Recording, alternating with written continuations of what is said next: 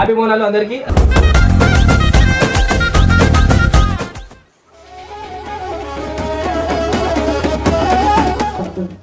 కపటం కానరాని మనసుల్లో నువ్వే